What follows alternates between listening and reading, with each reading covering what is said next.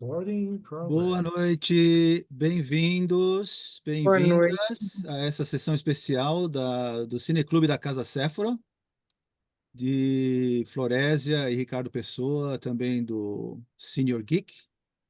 Nós temos aqui a presença também de Gianfranco Marchi e de Marcela Freire, do Cineclube Natal. Eu sou o Newton Sperbi, do Agora ECA, um website que resgata a história da Escola de Comunicações e Artes da USP através de depoimentos e matérias. Eu queria fazer um comentário rapidinho antes de apresentar. Nós temos hoje um convidado super especial, Roberto Sadowski, cinéfilo como a gente, mais do que a gente, né? Porque ele é um especialista em cinema, jornalista, que vai tecer uns comentários aí para nós. Mas eu queria dizer o seguinte: primeiro, que quem quiser participar pode fazer umas perguntas breves depois que a gente falar todos os apresentadores, os comentaristas aqui, tem muita gente para falar. Eu queria dizer uma coisa rapidinho. Alguém comentou de que a tela estava escura. Eu vou explicar rapidamente uma técnica do cinema que começou nos anos 30 e foi mais ou menos até os anos 70, porque o filme não era muito sensível, então eles usaram uma técnica chamada Day for Night, que é conhecida por nós em português como Noite Americana. Teve até um filme chamado Noite Americana, de François Truffaut, sobre isso, que é simular a filmagem durante o dia como se fosse noite. Existem várias formas de fazer isso. Você muda o stop e a configuração do filme, você usa filtros, tem várias coisas complicadas para fazer isso, mas é o que se usava para você não ter que filmar à noite, por causa do frio, por causa de várias questões. Então, eles usavam a noite americana. Muito bem-vindo, Roberto Sadowski. Estou Eu aqui, vou passar o microfone para você e eu quero passar com uma pergunta aparentemente simples. por O que favor. faz Shane, esse filme Shane, Os Brutos Também Amam, um filme tão extraordinário? Bom, primeiro eu quero agradecer o convite, né, o Newton me falou e desculpar que não ter entrado logo no começo. Minha semana tá, Newton sabe, minha semana tá brutal de burocracias, porque daqui a 2 semanas eu estou casando, então pré-casamento tá uma beleza, tá aquela coisa. Mas não vai ser cinematográfico o casamento, mas tudo bem, né? A perspectiva é que o resto da vida seja. E que legal que vocês estão aí no Cineclube de Natal também, ativo, né? Quando eu morei aí, eu não lembro do Cineclube estar tão ativo assim. Então eu fico feliz que a coisa tá funcionando bem, que a gente tem os apaixonados para suprir a falta, às vezes, de cinema, né? Até porque os veneráveis cinemas que eu frequentava não existem mais há muito tempo aí em Natal. Então, já fecharam as portas faz um tempo. E morei um tempo aí, né? Jaira está aí, que não me deixa mentir, minha colega de colégio. Olha só como as coisas são, né? Então, fazia tempo que eu não revia, que eu não revia Shane, mas é um desses filmes fundamentais para a gente entender um pouco como que o cinema estava funcionando no começo dos anos 50, como funcionava o modo de você fazer filme naquela época e o quanto que os diretores tinham poder junto com os estúdios também. O George Stevens era um veterano dos seriados, ele é uma pessoa que trabalhou com muitos westerns e muitos filmes noir, assim como o Alan Ladd também. E eu acho curiosa a decisão de ele fazer Os Brutos Também Amam, mas de dar camadas ao filme que o western geralmente não.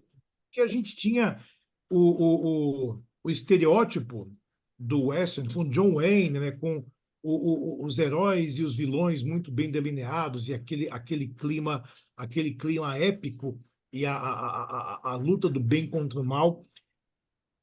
E o que acontece em Shane é que ele ousa é, é, sugerir um ponto de inflexão, né? Um ponto de que é, os tempos estavam mudando, as coisas não eram tão mais preto no branco, existia uma área cinzenta muito grande, e ele criou um protagonista, né, que é baseado num livro, claro, ele trouxe para o cinema um protagonista que sabia que aquela era dele estava chegando ao fim e que ele tinha preparado o mundo novo, né, um mundo que não era tão regido pela violência, mas um mundo que ele sabia que não ia ter espaço nele.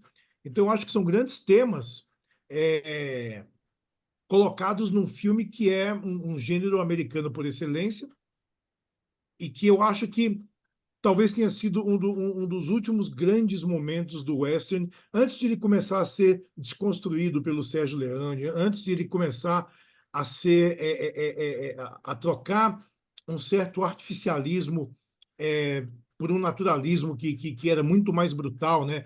Antes do Leone, antes do Sam Peckinpah. Então, eu acho que o George Stevens talvez tenha feito o último grande western antes que as coisas começassem a ser vistas de uma forma diferente. E ele fez isso com o detalhismo e a grandiosidade que o cinema dele trazia, ao mesmo tempo que ele estava retratando também um momento de virada na própria sociedade americana. Os Estados Unidos viviam, nos anos 50, o auge do American Way of Life, né? Os vencedores da Segunda Guerra Mundial, as pessoas que ditavam a cultura no mundo todo, mas ao mesmo tempo começava a vir uma influência muito grande do cinema europeu, uma influência muito grande de outras cinematografias que começavam a inspirar novos realizadores também que quebravam um pouco as regras. Então, George Stevens ele fez essa trilogia americana dele com Um Lugar ao Sol, Os Brutos Também Amam e Assim Caminha a Humanidade. E logo depois ele já estava no fim da carreira dele, né? Ele ainda fez Diário de Anne Frank, O Maior Espetáculo da Terra, se eu não me engano, filme cafona. É, mas eu acho que toda essa atenção que os Brutos também amam tem, é porque além de ser plasticamente um filme muito bonito e tecnicamente um filme muito perfeito, é também um filme que tinha muito a dizer e muito a dizer nas entrelinhas também. Ele não é um filme fácil de ser codificado. Eu acho curioso que a cada nova geração de cinéfilos, o filme ganha importância e perde importância, né? Tem uma geração que fala o filme é isso tudo, aí vem uma geração seguinte que fala não, ele está representando uma coisa que a gente não gosta mais. Aí, de repente, vem uma nova geração e fala: não, peraí, a gente não precisa ressignificar o filme porque ele é realmente isso tudo. E eu acho que mais de 70 anos depois do seu lançamento, ele continua impactante como era, e a gente consegue enxergar algumas coisas, é, alguns exageros de interpretação, alguns exageros de direção, que eram muito típicos da época também, mas que o George Stevens ele consegue encapsular tudo num filme que continua brilhante depois de tanto tempo. Ó, eu falo muito, se vocês deixarem, eu não paro nunca mais aqui. Você vai ter mais oportunidade de falar, Sadovski. Jean, entra nessa aí, pega essa, conta pra gente o que é Shane para você. Tudo bom, Sadovski? Prazer. Jean Franco aqui de Natal, do Cineclube Natal também. Eu e Marcela também somos da ACIRN, que é a Associação de Críticos de Natal. Então, a gente está aqui representando os famigerados cinéfilos natalenses. Opa! Mas vamos lá. Eu vi Shane há muitos anos e eu já disse várias vezes na Casa Séfora que Faroeste, quando eu comecei a assistir filmes, Faroeste nunca foi um gênero que eu gostava muito, assim, meu pai gostava demais, mas eu não via nada particularmente bacana nos filmes que ele assistia.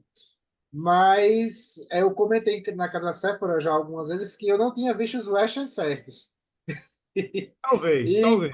Exatamente. Então, quando eu comecei a assistir alguns westerns que tinham algo a me dizer, né, a se comunicar comigo, Shane estava nesse grupo. Eu comentei até antes aqui da sessão que eu acho a gente assistiu aqui recentemente o Johnny Guitar e eu acho Johnny Guitar um companion piece muito bom para Shane, porque assim eles lidam com essa questão dos papéis de gênero, o que significa ser uma mulher no Velho Oeste, o que significa ser um homem no Velho Oeste, o que significa fazer digamos assim, o que significava você sair dessas linhas de masculinidade e feminilidade. E é muito curioso. Como você colocou, né, as gerações atuais, já há algum tempo, há uma ressignificação muito interessante de Shane, porque eu acho que Shane ele se torna mais importante pelo que ele não diz, ah, ao invés do que ele está dizendo. Eu acho que as entrelinhas de Shane é muito interessante. Eu acho que você olha o personagem como Shane, a construção do personagem dele, mas você pergunta quem ele é, né? Por que ele é assim? Claro, ele representa a América que está morrendo, mas ele, como personagem, tenta ainda dar um último suspiro. Eu posso ser assim. Então, eu vou me vestir. Será que se eu me vestir de uma certa forma? Será que se eu me comportar de uma certa forma? Será que se eu usar franja? Será que se eu usar esse cinto vistoso, tomar uma soda ao invés de beber? Será que se eu, de alguma forma, sair desse paradigma, né, do que é ser o homem, né, do Velho Oeste. Será que eu vou conseguir fugir do meu passado?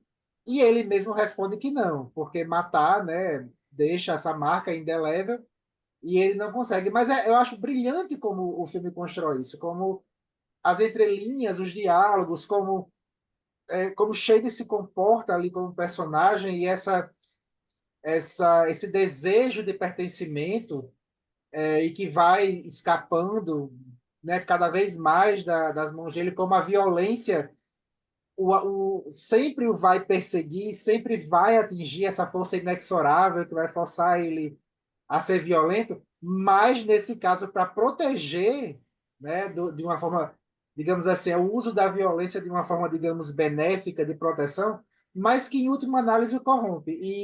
E é como você colocou, há uma discussão muito grande dos cinéfilos hoje, assim, Shane é relevante, Shane não é relevante, mas eu acho que essa própria reação divisiva e essa tentativa de analisar o filme em suas entrelinhas, e você analisar assim como filmes como até relativamente recentes como Logan do Mangold, que faz uma homenagem aberta a Shane, a estrutura do filme é toda em Shane sobre isso, e eu vou tentar não corromper sua inocência, eu vou salvar essa criança, né? Vou tentar salvar essa criança porque ela é esse bastião de inocência, e vou tentar usar a violência para poupá-la disso. Então, eu acho que essa temática filosófica sobre a violência no Velho Oeste, como aqueles homens e mulheres podiam superar aquilo, você vê que o próprio filme faz um comentário muito legal sobre isso.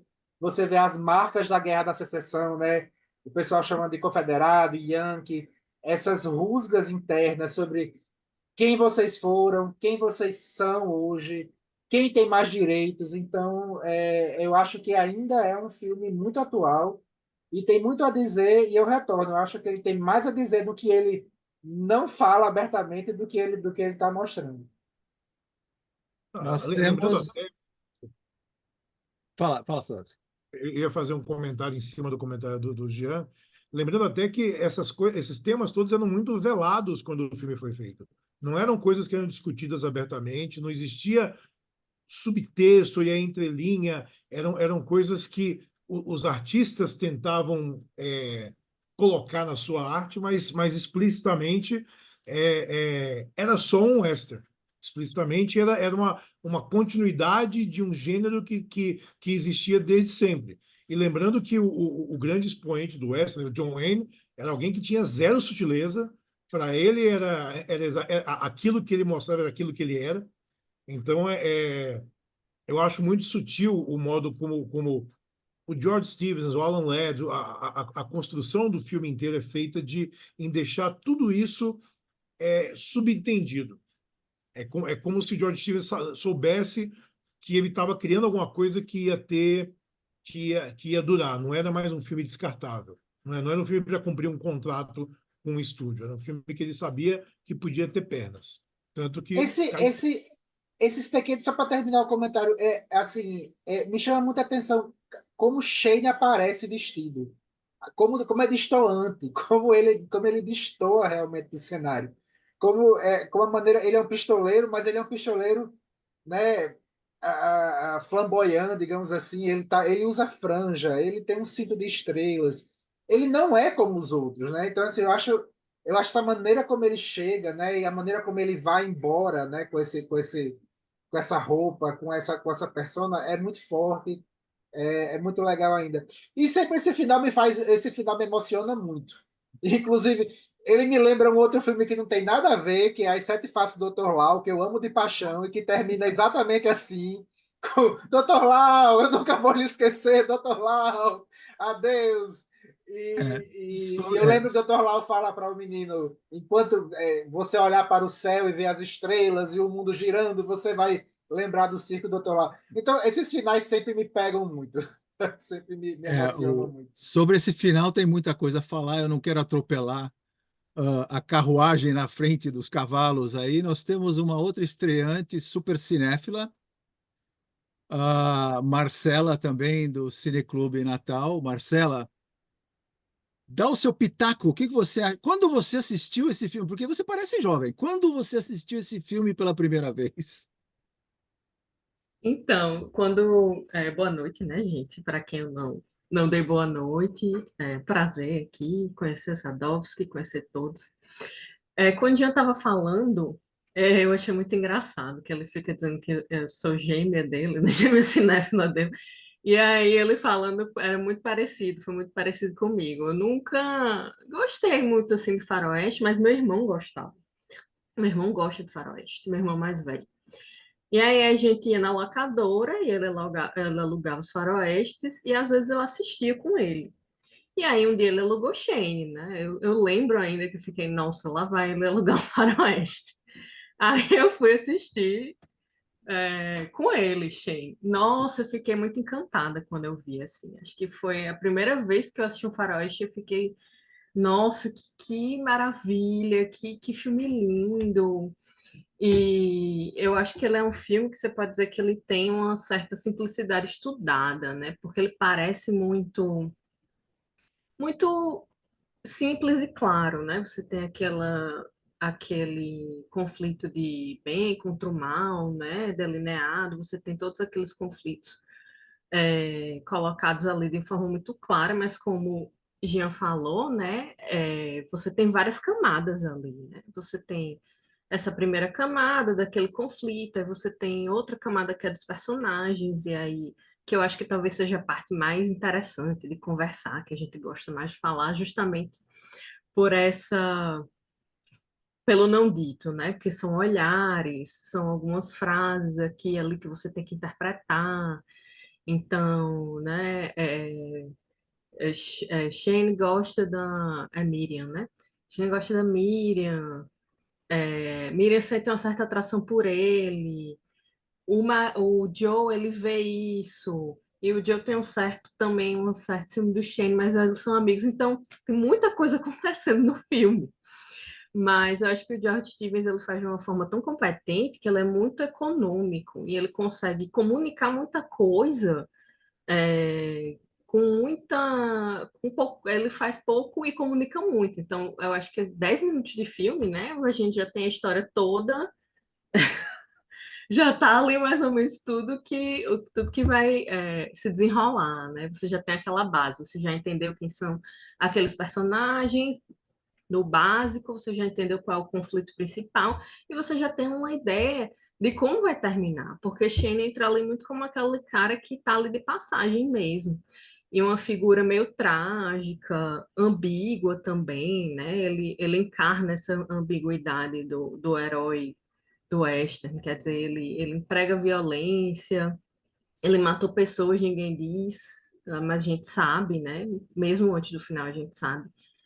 É, Mas aí ele tá lá com aquela roupa dele, né? O chapéu claro, as roupas claras, o coldre do revólver branco. Então, ele muito galante, delicado, ele é educado. Um contraste, né? Não parece que é um cara que vai matar ninguém, né? E o Alan Ladd também, pela própria maneira como ele atua, pela maneira como ele fala, né? Fala pouco, fala baixo. Então, eu acho o filme assim, você pode passar horas falando dele, porque são muitos detalhes, e às vezes detalhes muito divertidos, assim, como sei lá, o cachorro sai sempre que o Wilson entra, o cachorro levanta e sai. Então, é um filme assim eu não sei quem é que tá falando, acho que foi Ricardo, né? Nossa, quantas vezes você consegue assistir um filme, né? Quantas vezes você consegue rever? E um filme bom, sempre que você revê, você encontra detalhes assim, que você não tinha percebido. E eu acho que o George Stevens também, ele foi um veterano de guerra, né? Ele foi para a Segunda Guerra e, como vocês falaram, não é um simples western. Eu acho que tem aqui também algo disso, né? Dele ter visto a guerra, participado da guerra, e aqui tem também uma certa resposta, né? A questão da violência. Embora o problema o conflito do filme só se resolva com violência, o que também é uma ambiguidade, né? Mas ele meio que condena. Então, aqui, agora não vai mais ter armas aqui no Vale, né? Então, é muita coisa que você pode comentar sobre Shane. Eu acho que também essa parte do encanto dele, para mim. Então vamos ver quantas horas a gente aguenta comentar o Shane aí. Você falou do Ricardo. Antes de passar a palavra para o Ricardo, quero pedir desculpas. Tem um senhor aqui que está tentando. Pai, você está me ouvindo? Desculpa, ele vai fazer 100 anos. Não estou te ouvindo. Só não fique em pé na frente da câmera que aparecem umas partes suas aí não muito recomendadas, mesmo para um faroeste, tá bom? Esse é o meu pai, acabou de completar 99 anos, caminhando para Ô, os 100, benção. seu Nelson Sperby. Que legal. Massa, Nelson. Dá um oi lá. Ricardo, fala pra gente aí, o que você achou do filme? Não, cara, tem umas coisas assim. Bom, primeiro que o simples, assim, simples é pouco, né, para falar desse filme. Mas eu fiquei pensando aqui quando eu estava assistindo, quanto do que vocês acham, que vocês gostam, não é memória afetiva, entendeu? Por causa do seguinte, eu achei o filme, é simples, tá certo? Legal, tem os detalhes que vocês estão falando, puta, aqueles detalhes deliciosos, concordo em gênero, número e degrau, tá certo? Mas eu fico pensando que vocês têm uma memória afetiva com esse filme. Porque eu sou muito traumatizado, Sadov, você só entender o comentário. É que um tempo atrás eu estava de saco cheio de filme sério, né? Eu falei, cara, eu vou pegar um filme de Trinity, porque na minha cabeça, Trinity era a coisa mais legal do planeta, coisa que eu me lembrava assim que era genial. Cara, mas foi uma coisa tão horrorosa, a realidade, assim, tão insuportável, que eu me lembro que esse foi um dos dois filmes que uma vez Milton, outra vez o Ari comentaram assim, que você tem que assistir filme ruim para saber o que é filme bom, né? Faz parte da educação assistir filme ruim, né? Mas tirando essa parte da memória emocional, que certamente pega no pé de vocês, cara. Essa história só que você estava contando aí de que a geração de cinéfilo vai mudando de opinião e revisando a opinião do anterior, né? Ela já demonstra isso, entendeu? Parece aquelas brigas antigas de pequeno, sabe? Mas a verdade é que eu gostei do filme, eu gostei. E eu gostava de faroeste, entendeu?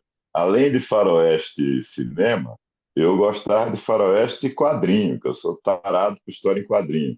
Ken Então, Ken Parker? Parker, né? Principalmente Ken Parker, né, cara? Os outros são... Ah, tá ali o outro ali. Pois é, né, cara? Assim, pô, você sabe, Sadov, você estava agora viajando, né? E quando eu cheguei no Bobu, né, estava tendo uma exposição de quadrinho, tá certo? Você imagina, foi a minha viagem, cara. Valeu. Sabe aquela que você não está esperando assim, entra num negócio esperando ver nada e pá, uma coisa que você adora, trouxe já um botãozinho do Corto Maltese para estar na geladeira, aquelas coisas. Mas voltando ao filme, tirando esse lado assim da memória emocional de vocês, e realmente quando você escuta vocês comentando, acaba, né? Que nem eu já falei para o Jean já me fez gostar de filme que eu detestava, tá certo? Então, assim, exatamente pelo tipo de comentário e fazer você perceber coisa que você não tenha visto. Eu acho que o grande negócio desse Cine Club é isso. é aprender, cara, porque realmente abre os olhos para as coisas que você não estava prestando atenção. Mas, ó, não me pegava de novo para assistir. Não ia assistir de novo. Já. Então, esse comentário do Sadovski é extremamente pertinente, porque, bom, primeiro, Ricardo, eu não tenho nenhuma memória afetiva com esse filme. Eu assisti esse filme, talvez, infelizmente, não no cinema. Muitos filmes antigos eu assisti no cinema e atrás de cinemas de bairro, tudo em São Paulo. Aliás, Noite Americana eu fui assistir no cinema da Moca, que eu nunca conhecia. Mas eu não tenho memória afetiva. Eu acho que eu assisti esse filme numa sessão de gala. Não sei se você lembra da sessão de gala. Por E aí. não me pegou muito quando eu assisti a primeira vez. Agora, quando eu comecei a me interessar mais, fui para a ECA, fiz cinema, tudo, eu tô naquela corda bamba entre... considero muito o filme, porque ele tem umas coisas excelentes. Aquela cena em que os vilões estão no rancho esperando eles, e eles chegam e entram, e o Alan Ladd desce da charrete ali e fica só sacando o Wilson, só sacando o Wilson. Ali tá um bate-papo do lado, mas o bate-papo não interessa. Entende? O Alan Ladd está ali só sacando. Esse cara vai aprontar alguma. Eu tenho que ver o que eu tenho que fazer para conter esse cara. Porque o Jack Palance, a propósito, esse é o primeiro. Esse seria o lançamento do Jack Palance. Aliás, o nome dele nem aparece no crédito como Jack Palance, aparece como Walter Jack Palance. Mas ele criou a personalidade dele nesse filme e foi crescendo como pistoleiro até chegar nos City Slickers, lá, o Cowboys do Asfalto, com o, Billy Crystal. Billy Crystal, obrigado. Então, agora, esse filme tem, e aquela cena é uma representação. Tem outras cenas maravilhosas. A Jean Arthur, que já era uma veterana, acabou voltando da aposentadoria para fazer esse filme. Você vê que ela é bem velhinha, está uns 50 anos, tudo. Ela é mais velha que todo mundo, aliás, mas ela é extraordinária. E a relação dela, essa sutileza, o que é subliminar aí, porque a gente fala, não, porque o Shane está interessado na mulher, o Shane gosta do garoto, mas as coisas são extremamente assim, de ações, não tem diálogo, entende? Você vê o Alan Ladd com o braço sobre o menino e você sente o que está sendo transmitido ali. Você vê ele conversando no final com a Jean Arthur e dizendo, ela fala, não, mas você não vai voltar, então, e você vê aquele, é um platônico, mas eles estão a menos de meio metro de distância um do outro. Entende? É muito potente essa relação. Eu acho esse filme, em termos de cinematografia, de fotografia, maravilhoso. A interpretação, os personagens são ótimos. Eu tenho problema com alguns diálogos e algumas sequências, sabe? O rapaz que acaba sendo morto e detonando toda a coisa ali, eles falam para ele, o cara é um pistoleiro e atira muito bem, muito rápido. Ele vai lá e vai enfrentar o cara.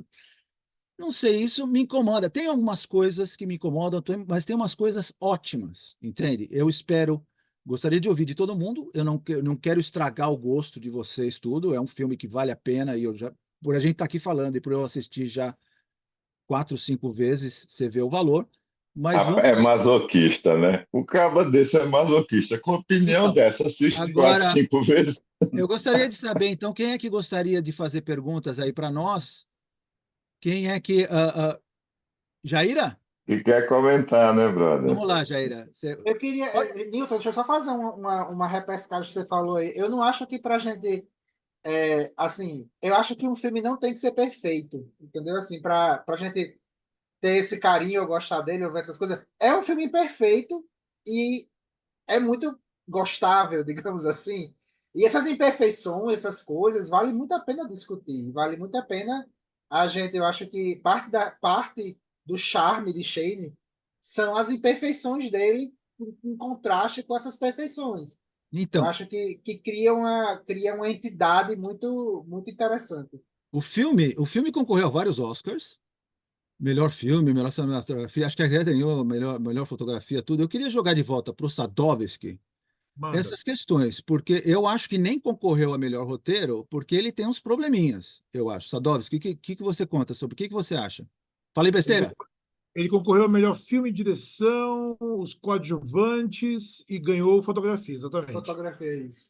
Era uma inovação, né, de você filmar o western nesse widescreen, usando o cenário do Wyoming, que você não precisa ter trabalho nenhum para você fazer uma imagem bacana, né? E é engraçado que tem muito trabalho de estúdio também, e a gente percebe na hora, tipo, isso aqui é num estúdio em Los Angeles, isso aqui não é em locação de jeito nenhum. A gente vê muito isso. Mas é um filme, claro, que não é perfeito, porque ele ainda faz parte de um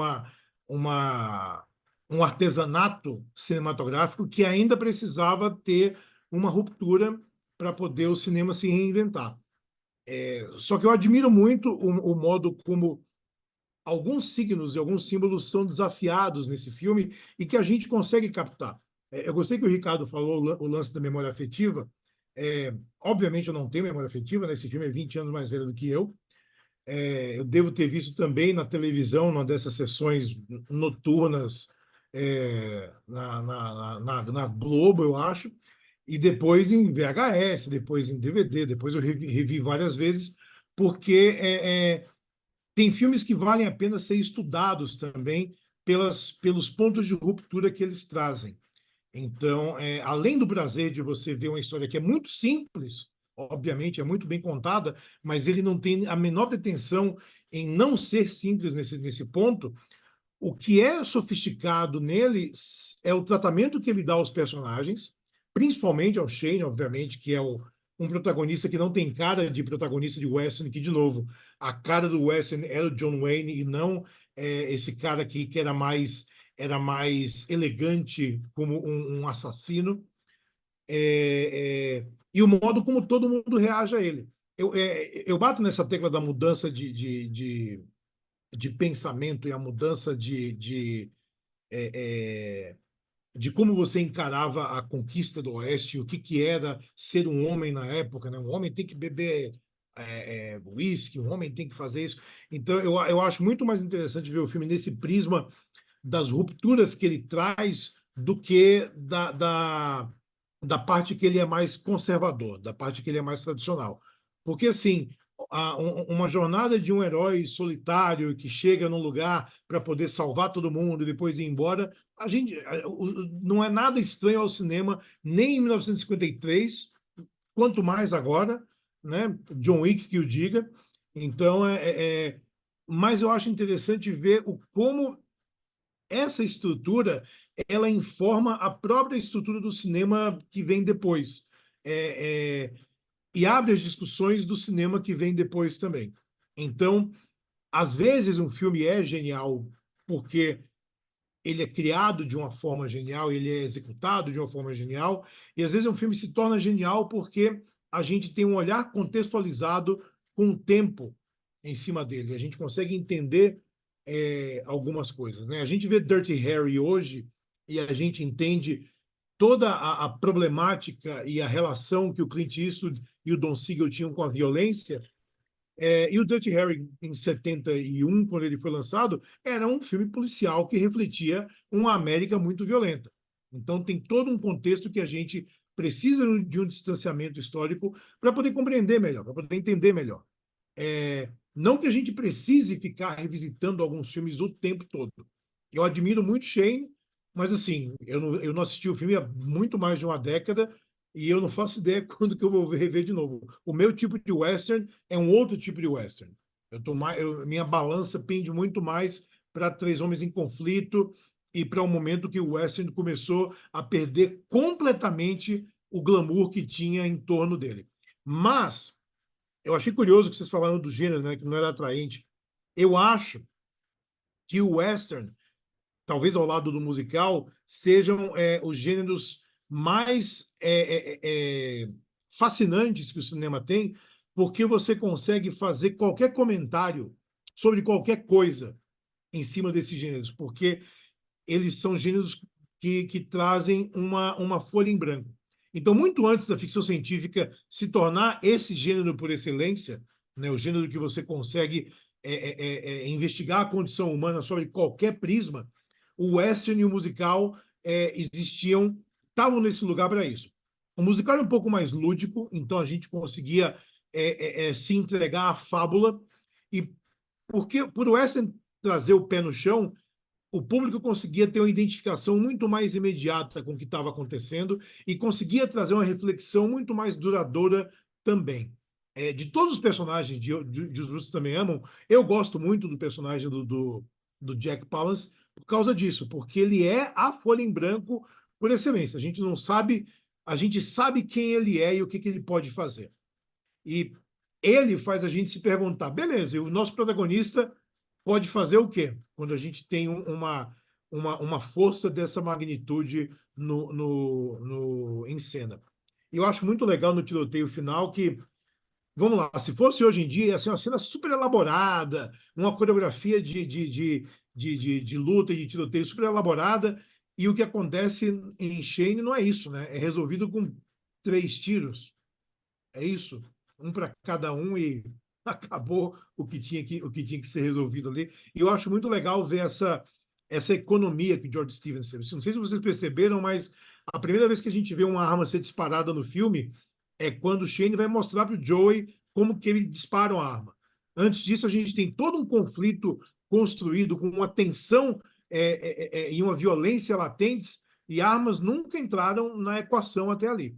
A gente não vê nada disso, tanto que o impacto da arma, quando ele usa pela primeira vez para atirar numa pedra, é muito maior. E tem um comentário que é 100% anti-americano, né? Tipo, não queremos armas aqui, não vamos usar armas aqui. E a gente veio falar, tá bom então, a sociedade americana aprendeu direitinho isso aí, né?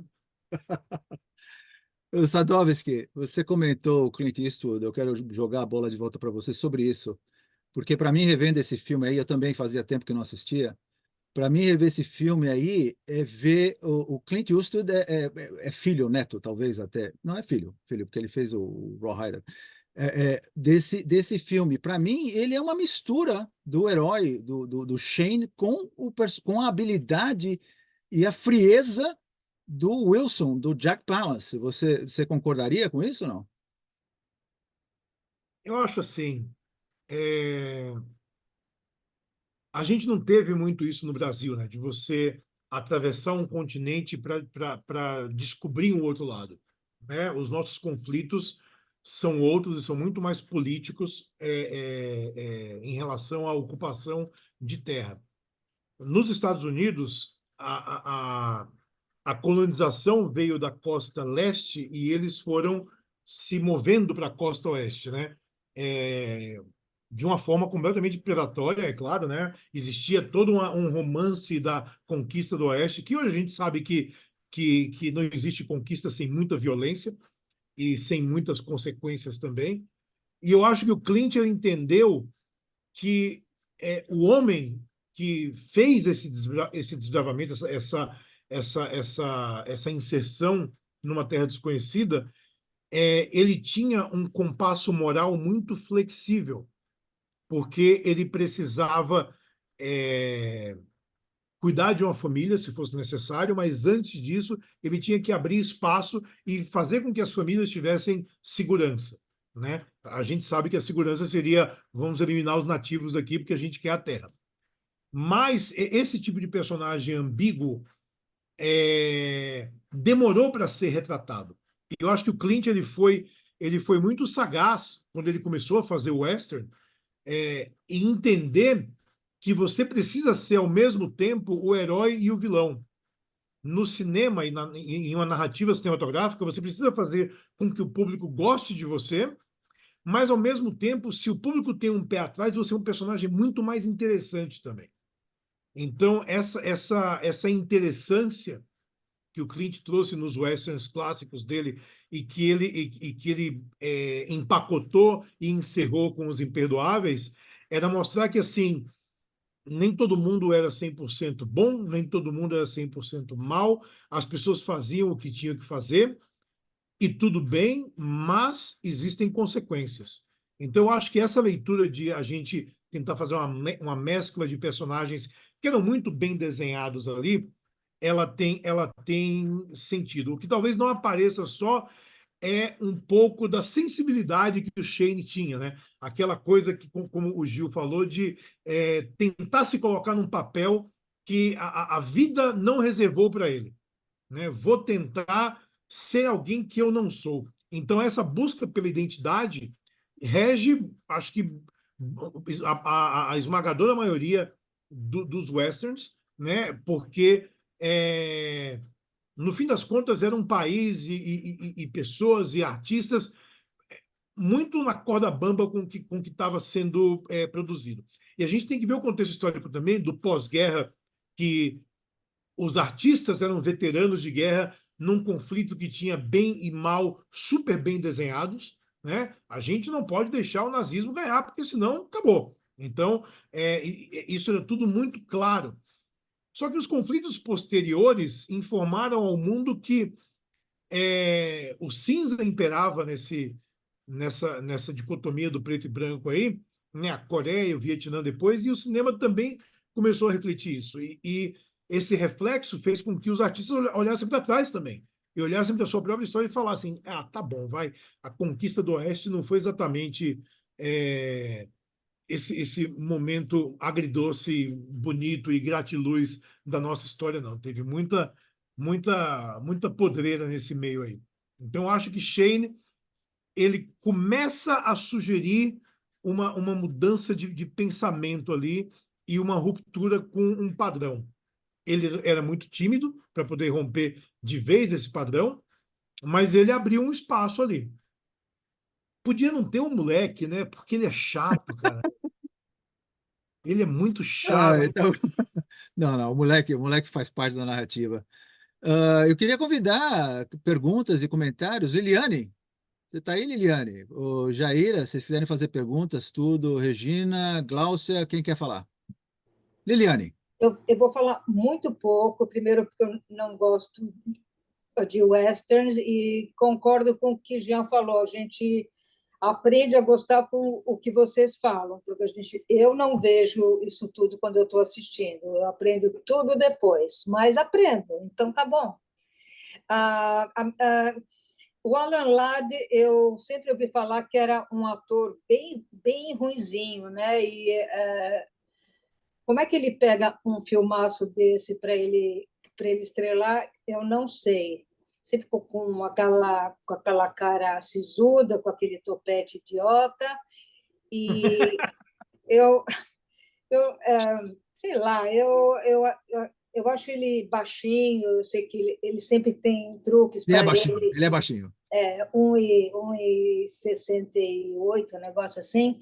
Nem ele sem camisa lhe agradou, Liliane. Hã? Ele sem camisa não lhe agradou. Eu achei aquilo demais, né? Demais. Só ele é que tirou a camisa no filme. Mas, enfim, eu achei interessante quando ele monta no cavalo, logo no início do filme, eles cortam, porque ele nunca alcançaria aquele estribo sozinho. Alguém pôs ele em cima do cavalo. Isso eu reparei.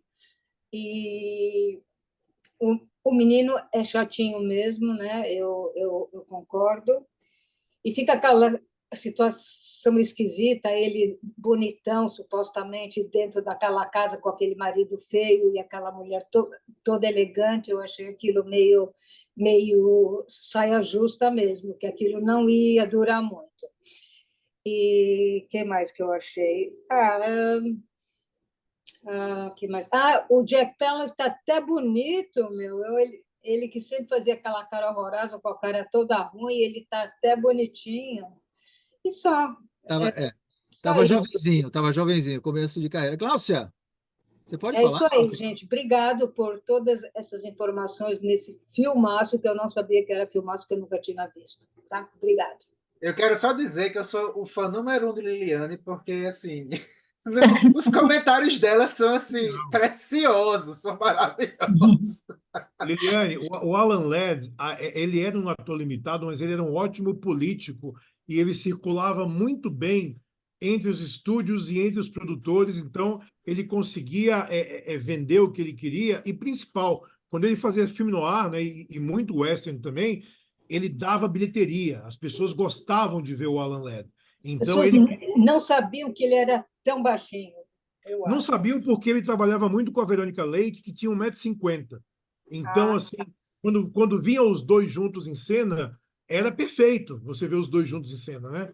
É o pré-Tom Cruise, é o pré-Tom Cruise aprendeu seus truques. O Tom Cruise da época. Parece que quando ele fez um filme com a Sophia Loren, ela era muito mais alta que ele, e eles estavam na praia, e não, assim, andando, aí não dava para ele ficar em cima de uma plataforma, eles fizeram um fosso na areia E para ela para entrar. ela se enterrar, né, ficar mais baixinha. Eu achei interessante. Agora, ele, não sei se ele era tão feliz assim, ele tentou se matar, bebia, fumava, era bem assim destrutivo para ele mesmo. Não Morreu sei se muito ele era jovem. muito Morreu, feliz. morreu com Hã? 50 anos. Ele morreu muito jovem, morreu aos 50. Então, efizema, sei lá, todo ruim. Parece que ele morreu de uma overdose também. É uma vida meio assim para ele ser tão rei da cocada preta, não sei não, hein? Ele mesmo se considerava um mau ator, não? Tem um negócio desse, não, aí. Parece que Né? todo mundo Tinha- considerava, né, assim, mau ator, ele também tinha que se considerar, né, coitado. Bom, é isso aí. Tem uma coisa interessante sobre o casting desse filme. Originalmente ia ser o Montgomery Clift, William Holden Isso. e quem era a esposa? Aí parece que deu tudo errado, e aí foi realmente o George Stevens foi lá na lista de quem é que tá contratado aí. Ah, então vai ser esse, tá bom. Era uma época estranha. Isso do sistema de estúdios era muito esquisito, de você ter os talents, né, os artistas que são atrelados a um estúdio, mas o estúdio pode emprestar você para outro estúdio, mas aí ele empresta com a condição de você pegar um outro cara para fazer seu filme também, e aí ficava naquela, naquele em cima do muro, né? E esses caras eles recebiam salário, né? Eles eram assalariados dos estúdios e faziam o que os estúdios mandavam, né? O Montgomery Clift tinha feito Um Lugar ao Sol com George Stevens antes, então talvez por isso que ele quisesse colocar, né? E era um ator melhor também, né? O Montgomery Clift era um ator bem melhor do que o Alan Ladd também. Mas de E eu novo, né? iria até além, Sadowski, que Montgomery Clift tinha é, literalmente essa, digamos assim, essa queerness do personagem, essa Sim, questão ambiguidade da total. delicadeza, né? Assim, seria realmente assim, você pensando na leitura que as plateias modernas fazem da queerness de Shane, Montgomery Clift era um cast interessante mesmo, assim, era realmente algo, esse sofrimento interno, essa internalização da culpa, do sofrimento, do que é Que ser um homem. a gente pensa aqui, tentando fazer uma regressão aqui, não é difícil que algum produtor falasse para o George Stevens, tipo, ó, talvez se você coloca o Montgomery Clift, a sutileza vai embora. Vai ficar muito na cara o que você quer contar com o filme. Exato. Então, né, talvez não seja a melhor ideia. De novo as entrelinhas. E, De a, novo, e mas assim, o quão duradouro elas são. Jaira, que tá louca para falar que eu tô vendo. Boa noite, Roberto. Boa noite, pessoal. Não estava doida para falar, não, mas eu falo. Parabéns pelo seu casamento, fico feliz. Obrigado. Se era isso que você queria ouvir. Não, sobre o filme, eu tive alguns problemas aqui em casa, tenho muitos animais e tive que sair, não consegui ver todo, mas eu tenho quase certeza que eu já assisti ele alguma outra vez nesses corujões da vida, porque eu acho que só restava para quem não tinha TV a cabo quando era criança. Era assistir o que a Globo passava, né? E passava muito, né? E eu sei lá, acho que eu aprendi a gostar. Mas fazia muito tempo que eu não assistia um filme desse tipo. Gostei sim de ver o que eu pude ver, né? Da complexidade dos personagens. E também teve coisa que eu não gostei, né? Mas eu estou muito cansada. Eu acordei às Ai, 4 da Jaira, fala, manhã. fala das coisas que você não gostou, Jaira, fala. Eu acho que o menino gritava demais. Eu acho que a mulher era doce demais. Não, não combinou, né? Não combinou com o ambiente que ela estava morando. Era doce demais. Eu achei aquilo muito esquisito. Precisava ser um pessoal mais rude, mas aí como foi falado aí que já estava sendo uma época de mudança, né? Vai ver que se ganhou esse lugar, né, de direito para de permissão, né? Porque ela era para estar na cidade, era bonitinha, era uma bonequinha, né? E não era para estar numa casa de fazenda onde tem que se andar armado, se defender, né? Me chamou a atenção também os animais, a relação do menino com os animais. No começo, não sei se vocês lembram, tinha um alce, né? Ele tentando caçar o alce, mas ele não tinha com o que caçar, porque a arma dele não tinha fogo. Ele É o tinha até momento, uma. é o momento Virtude Selvagem do filme. Que é outro filme que passava muito no Corujão. Mas, assim, eu nem sei, eu estou muito cansada. Acordei às 4 da manhã, aproveitei para ver se viu o tal do cometa, não consegui ver o cometa. Eu também gosto muito dessas coisas da astrologia. Mas que bom você tá aqui, viu, Roberto? É bom revê-lo, assim, à distância, colega de colégio mesmo, gente. Já faz uns 36 anos que a gente terminou a escola por aí. Pois é, por Faz, aí. faz muito tempo que eu não via Roberto, assim, falando, né? Só por telefone, né, Roberto? Assim, uma mensagem rápida, né? Pois é. Estamos aqui, né? Estamos aqui. Estamos aí, e eu aqui. Mas, assim, agradeço muito a Casa Séfora por essa oportunidade de estar conhecendo esse mundo que não é o meu, mas eu sempre gostei. É difícil participar porque os termos técnicos eu não conheço, as pessoas eu também não conheço, como vocês conhecem, né? Produtor, diretor, roteirista, é uma coisa difícil para mim, eu não conheço as pessoas. Fico mais presa nas questões psicológicas, né? Que era bem esperado, né? Eu ficar nessa parte, a emoção do menino, de seguir, não ter com quem conversar, e vem uma pessoa de fora e ele idolatra, isso aí chamou muito a minha atenção. E a mãe tentando deixar o menino normal, né? Assim, não ser violento, mas o menino querendo, indo atrás, quase um grilo falante, né, de Pinóquio. Bom, mas assim, é isso, eu não sei. Como eu não Falando, conseguia, como eu não fal- conseguia acompanhar todo, fica difícil de falar falando, muito, falando ainda muito atrás, Jaira, uma coisa que me impressiona é no final do filme, porque eles vão para lá e para cá, eles vão para a vila, eles vão para o rancho, vão para cá. Aí no final, o menino segue a pé ele, do rancho até a cidade. Fala de alguma coisa que é muito estranha. Eu acho que deve ter uns 10, 15 quilômetros ali que o menino caminhou atrás do cavalo, do Shen, que você Eu, fica, ele vai mesmo, ele vai mesmo. Será que. E aí a cena espera o menino chegar a pé. Desculpa, mas tem umas coisinhas, eu acho sabe? legal é que na volta o menino fala para o Shane, vamos voltar para o rancho agora. Ele falou, não, eu vou embora. O menino deve pensar, fala sério, eu vou ter que voltar a pé de novo? Não faz isso comigo. Dá uma Fala carona. sério. Mas, Jaina, você fez uma observação, vou pegar aqui um gancho que você colocou, que eu achei muito interessante. Realmente há um interesse da lente de George Stevens, do diretor, do Stevens, nos animais mesmo no filme. Ele dedica muito tempo nos animais. O gado, o desespero do gado no final, querendo. Tem uma vaquinha pulando a cerca, literalmente. Eu que fui criado numa fazenda e já vi aquela cena, fiquei muito desesperado. A maneira como ele filma os cervos no início, né? Os animais no início, você tem os cachorros, a maneira como ele filma os cachorros. Então, assim, realmente, a porca que morre, com os porquinhos. Então, assim, há esse comentário, né, sobre os animais e a animalização daquelas pessoas, a maneira como. Há um comentário sobre as gradações de tratamento, né, desumanos e espelhamento, e é muito, muito curioso. Ah, Ele então, muito. então, Realmente, o diretor se interessa por isso.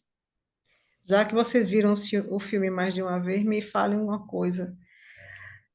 Tem uma cena, acho que é no bar, que o cara tá com a gaitinha e ele toca uma música bem apressada, acho que tá rolando uma tensão, e depois ele toca uma música calma, como quem quer interpretar alguma coisa naquela cena ali. É Teve porque isso mesmo, aquilo é ali, impressão minha. aquilo ali é um comentário sobre os confederados e os Yankees, né? Então, assim, Sim. o que morre, né? Eu esqueci o nome dele agora. O que leva o Tory. tiro no... Isso, Tory. Sorry. Ele é confederado. Então, assim, tem aquela musiquinha dos confederados. Então, Ah, ele ali é um pária. E é curioso porque também aquela cidade, ela é muito plural. Ela é feita de pessoas que, em tese, né, não necessariamente se gostam, mas estão aprendendo a conviver. Inclusive, tem até um estrangeiro, tem um sueco, que é chamado de sueco. Então, essa construção, eu não diria forçada, mas essa tentativa de construir uma sociedade realmente plural que eles, naquele microcosmo, vivem, de novo, uma outra camada do filme, um comentário. Mas, de vez em quando, surgiam as brincadeiras. E ali, quem era confederado e quem foi Yankee, o cara que era o Yankee ficava tocando a musiquinha do confederado que ele estava falando, era para tirar a onda mesmo. E era para provocar. E isso é esse comentário sobre como ali também era uma panela de pressão entre pessoas que tinham os mesmos interesses, mas que não vinham do mesmo background. E estavam tentando, né, criar uma vida ali juntos. E é curioso, porque aí o Steven também joga isso para uma cena muito legal, que é aquela cena na cidade, da dança. A maneira como a Alan Ladd dança ali é muito bem ensaiada, assim, é muito, muito calculado. Ele é um perfeito cavalheiro ali, né? Você compara com todo mundo dançando, é diferente. Então, assim, aquela aspiração daquela cidadezinha virar algo mais, né? Virar realmente esse protótipo de sonho americano em que todo mundo pode ser diferente e conviver em paz, né? Sem violência. Já ele levantou um ponto interessante, que ela falou da Jan Arthur, né? Que ela parece deslocada ali, e parece deslocada mesmo, né? Até porque ela estava praticamente aposentada como atriz, ela tinha 51 anos na época que o filme foi feito, então ela já não estava mais disposta a fazer o papel da mocinha do filme.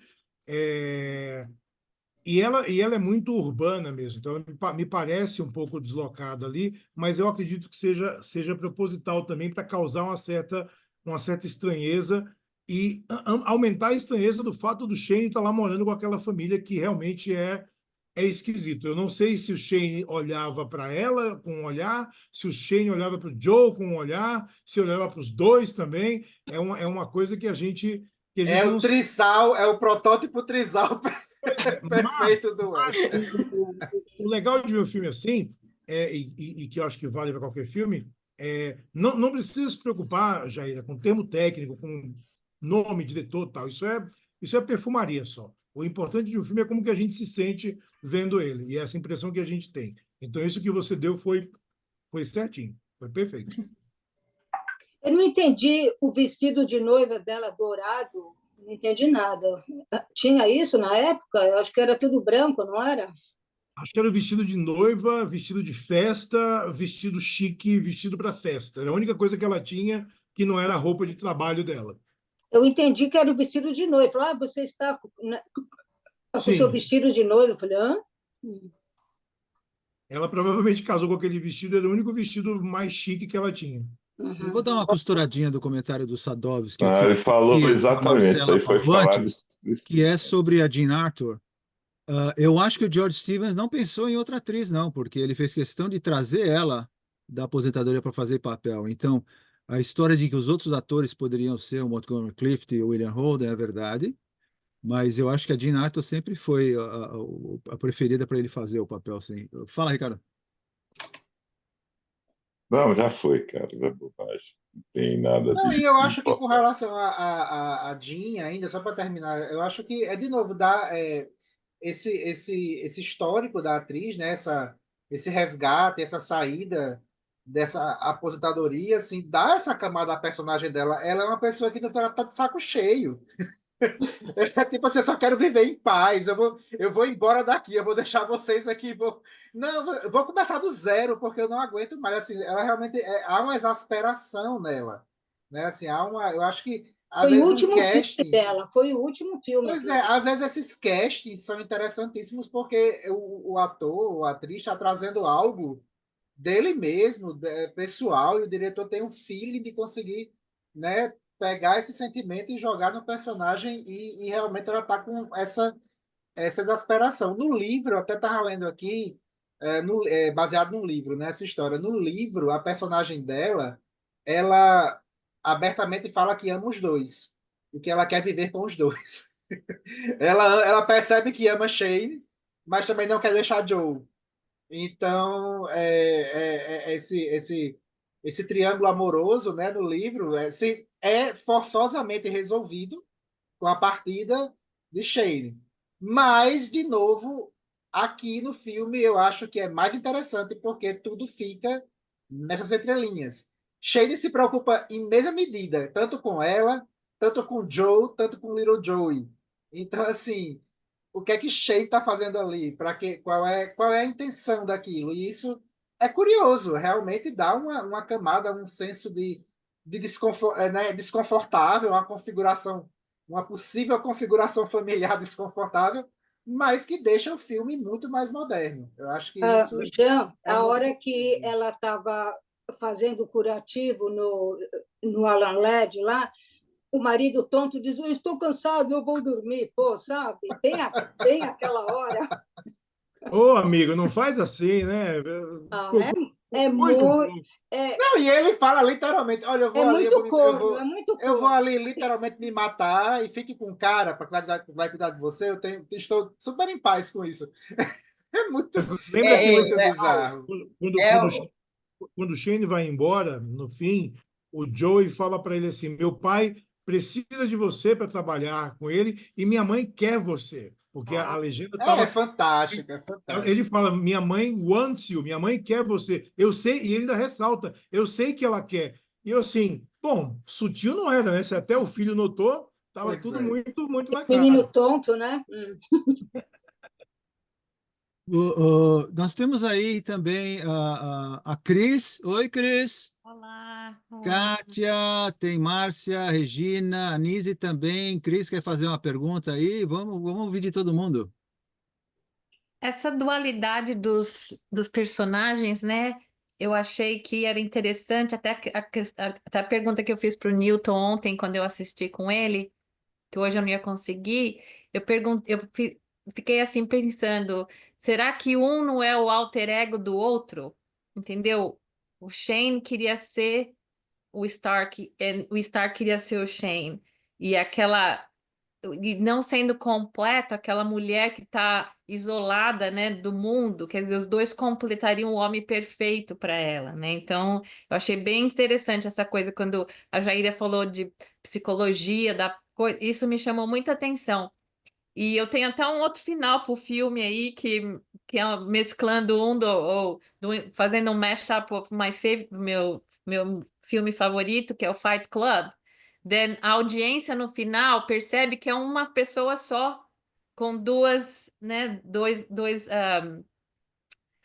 personalidades, né? Então eu fiquei esperando me lembrou muito Fight Club, daquele final, quando você percebe que é um só, né? E o alter ego algumas vezes extrapola para poder sobreviver, para poder ser o homem que todo mundo quer, o modelo, ainda mais no West, que tinha que ser rude, que tinha que ser que te matar, essas coisas. Então esse filme me mandou muito para essa coisa do Fight Club.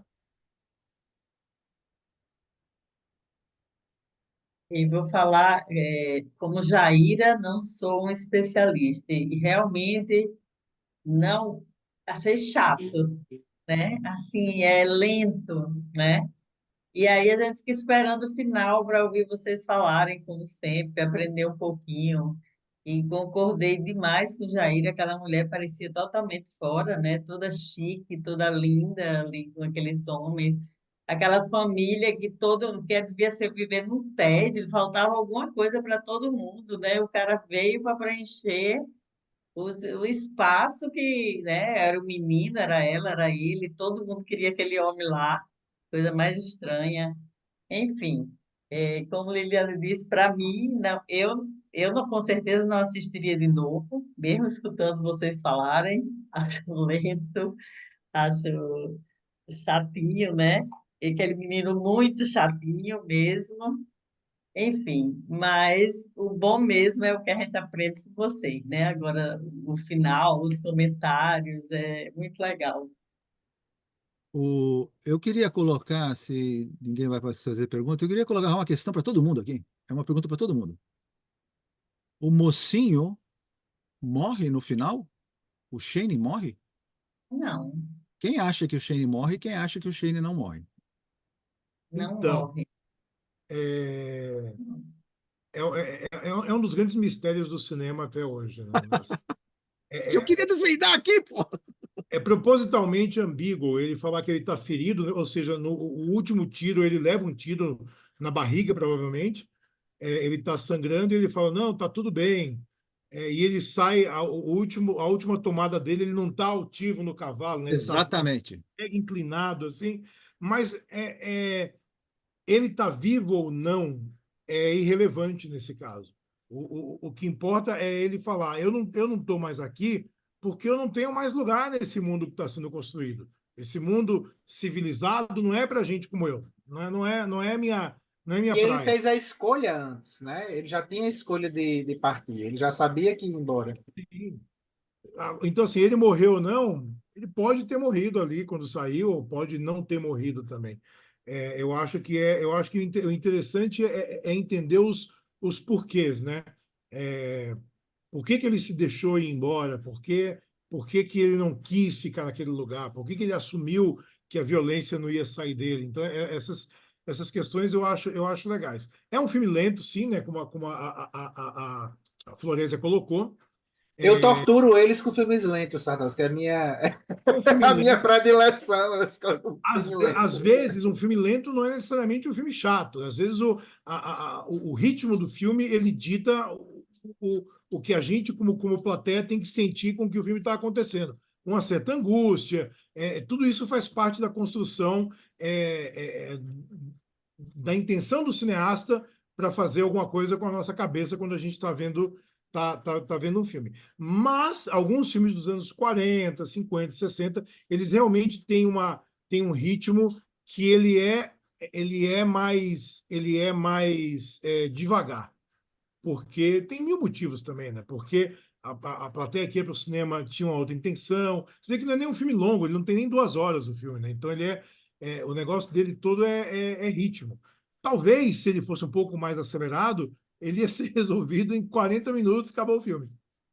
E também, Roberto, nós, né, depois de quantos anos, no próximo século, a nossa velocidade, nosso speed como audiência, a gente não tem nem a empatia e nem a compaixão por aqueles personagens, que estão detached da gente, que acho que perde isso, acho que é um filme mais relevante para a audiência dos 1950, entendeu? Agora, o Speed, o que a gente já foi exposto, né, da ponto de vista de cinema, eu acho que por isso que fica chato, fica longo, fica irrelevante, porque a gente não tem nem empatia, nem compaixão com aquela gente.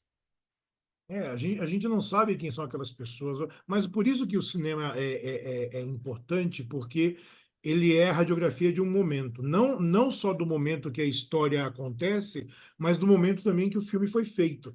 Então, eu acho muito interessante revisitar filmes mais antigos, porque a gente se coloca naquele lugar. Eu costumo falar que James Bond é ótimo por causa disso, né? Porque cada James Bond é um retrato do momento que ele foi feito, né? Seja mais galhofa, seja mais sério, seja mais